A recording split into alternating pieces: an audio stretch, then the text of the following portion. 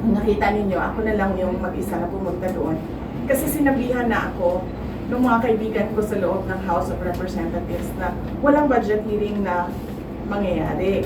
Ang gagawin lang nila is aatakihin ka nila sa confidential funds.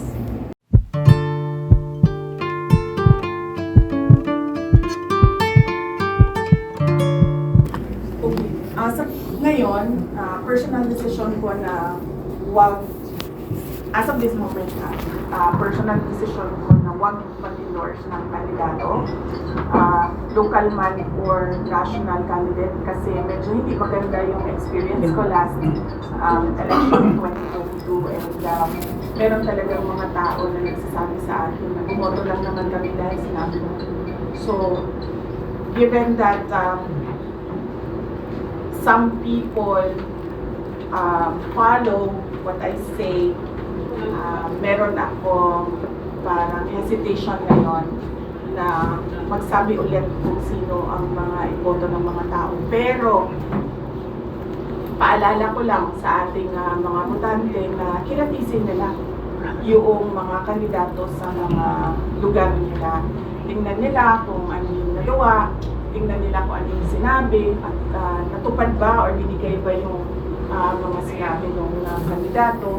And syempre, ikumpara nila ang iba't ibang mga kandidato nila. Huwag silang maniwala sa endorsement lang ng isang tao o endorsement lang ng isang sikat na personalidad.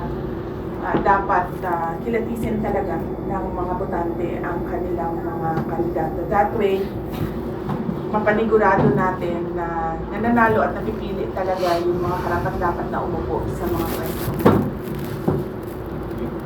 Next question. Sir Dale, Action Badjo. Okay. So, next, Miss Mayo Panayus.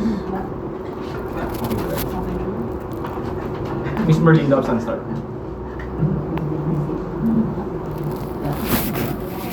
Okay na? Pwede ba? Yes, sir. Follow. Sana tayo makita. Wala pa kayong tanong. Miss Carla. I have a question. Apat mo na staff, they were cited with them. How would you describe that? Is that politically motivated or they justified the citing? Lahat, sa simula pa lang ma'am nagsabi na talaga ako na the hearings in the House of Representatives are politically motivated. Unang-una, nagsimula yan last year, di ba? Kung maalala ninyo, nagsimula talaga yan last year sa confidential funds. May meeting na nangyari with the Makabayan Block, and hindi naman tinago yun, pinost naman sa social media, Makabayan Block and Speaker Martin Romualdez. Then they started attacking the budget of the Office of the Vice President. When in fact, pag-submit ng budget na yan, pag-submit ng Department ng Office ng budget, nasa NEP na yan siya. Ibig sabihin, pag nasa NEP siya, in-approve na siya ng President because that NEP is the submission of the President to Congress of his proposed budget. So, pagkatapos ng meeting nila, nag-hearing na sila noong budget, and nung nag-hearing sila ng budget ng Commission on Audit, lumabas ang dalawang AOM, Audit Observation Memorandum ng COA. In a span of 4 days, lumabas yung kasunod na AOM. So para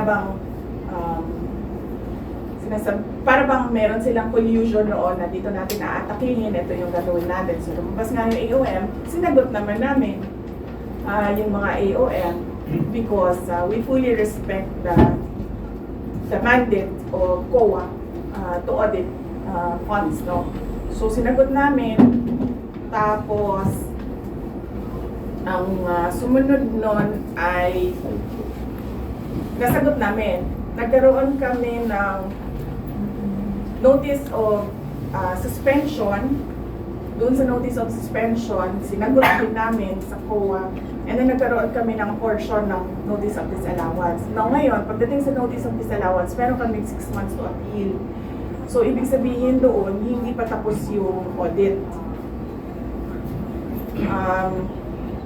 Tapos, noong budget hearing na for calendar year 2025, nakita ninyo, ako na lang yung mag-isa na pumunta doon.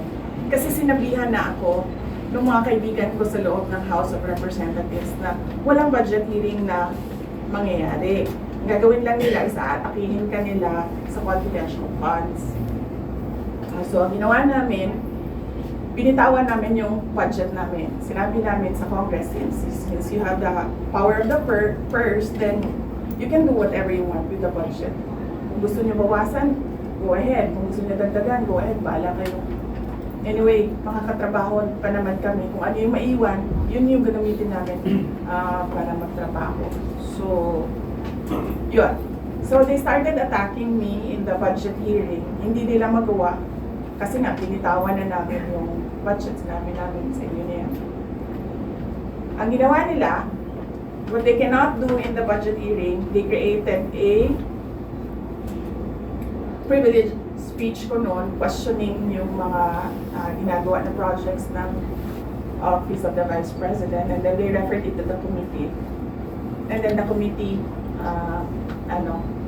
did the hearings doon sa privilege speech ni Congressman Valeriano, was it? So,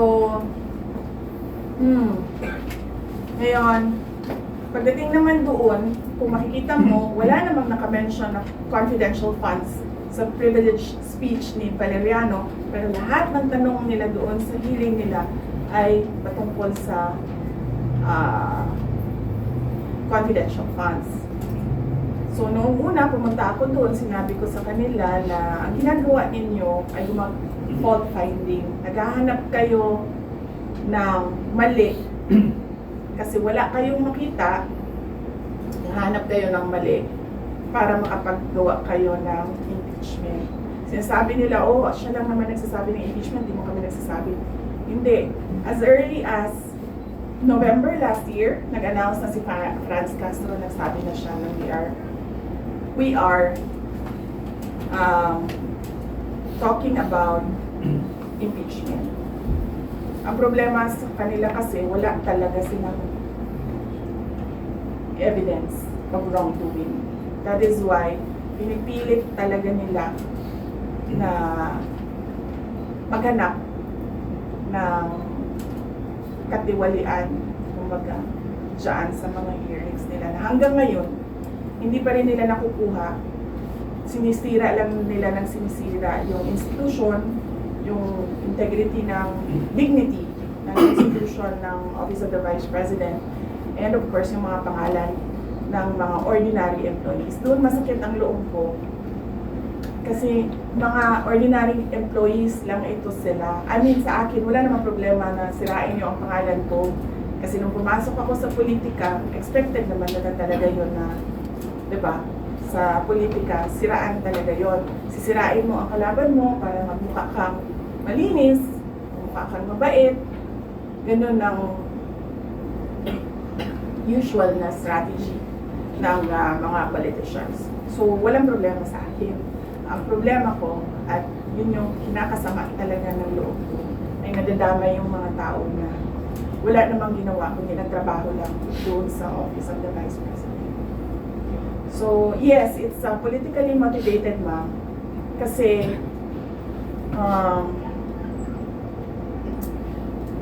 dahil hindi ko alam kung anong kinagalit ni Lisa Marcos sa akin. Sabi niya, yung tumawa daw ako sa pagsabi ni PRD na pangat yung president. Yun naman yung sinabi niya na kinagalit niya sa akin. So, wala na tayong magawa niyan. That's her personal take and personal feelings. And then si Martin, alam ko si Martin, he really wants to run for president. And if he cannot make it through a popular vote, he'll just do the charter change and run as prime minister.